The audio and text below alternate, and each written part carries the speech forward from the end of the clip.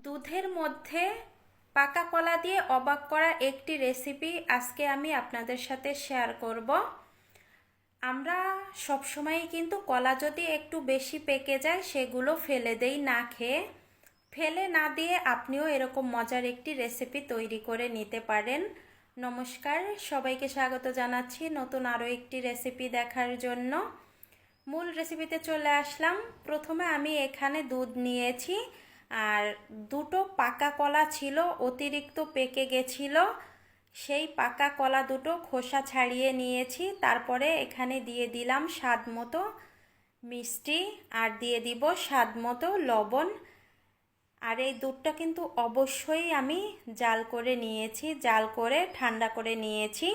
কাঁচা দুধটা ব্যবহার করবেন না। এখন এই পাকা কলাটা ভালোভাবে ম্যাশ করে নিতে হবে হাত দিয়ে। আর মিষ্টিটা কিন্তু কম বেশি করে নিতে পারেন আপনারা, যারা যেরকম মিষ্টি খান। আমি এই যে কলা দুটো ম্যাশ করে নিয়েছি, এবার হচ্ছে এখানে দিয়ে দিলাম আটা। আপনারা চাইলে ময়দাও দিতে পারেন, তবে আটাটা সবার ঘরে থাকে। আটা দিয়ে এবার আমি মিশিয়ে নিব, আর অল্প আটা দিয়ে মিশিয়ে নিব যাতে ঘন না হয়ে যায় অতিরিক্ত। এখানে আরও একটু লাগবে আটা, এজন্য আমি আবারও কিছু পরিমাণ আটা এর মধ্যে দিয়ে দিলাম। এখন আমি আবারও ভালোভাবে আটাটা মাখিয়ে নিব। মাখাতে মাখাতে একটা সময় দেখবেন সফট হয়ে গেছে। আমি 2 মিনিটের মতো মাখিয়ে নিয়েছি, মাখানো হয়ে গেছে।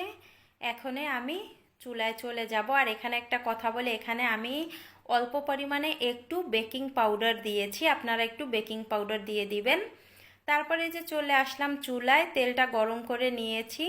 যখন তেলটা গরম হয়ে যাবে, এখানে বড়ার শেপে এরকম অল্প অল্প পরিমাণে তেলের মধ্যে দিতে হবে। আর তেলের মধ্যে দেওয়ার পরে একা একাই কিন্তু এগুলো ফুলে উঠে যাবে উপরের দিকে। আর এই পিঠাটা কিন্তু নিচে লেগে থাকবে না, আপনারা দেখতেই পাবেন। আমি সবগুলো পিঠা এই যে এক এক করে দিয়েছি, আর উপরের দিকে কিন্তু উঠে গেছে দেখেন প্রত্যেকটা। আর একটু ছিদ্রযুক্ত হয়েছে মাঝখান দিয়ে, এটা হয়েছে আমি বেকিং পাউডার দিয়েছিলাম এজন্য। আমি এই পিঠাগুলো 4 মিনিটের মতো ভাজি করে নিয়েছি। যখন 4 মিনিট হয়ে গেছে তখন এক এক করে পিঠাগুলো উল্টিয়ে দিচ্ছি। আর দেখেন কতটা ফুলকো হয়েছে। বেকিং পাউডার দেওয়ার কারণে কিন্তু এতটা ফুলকো হয়েছে। আপনারাও সামান্য পরিমাণে একটু বেকিং পাউডার দিয়ে দিবেন, তাহলে দেখবেন এরকম ফুলকো হবে। সবগুলো পিঠা এক এক করে আমি উল্টিয়ে দিয়েছি। এবার আরও একটু ব্রাউন করে নিব।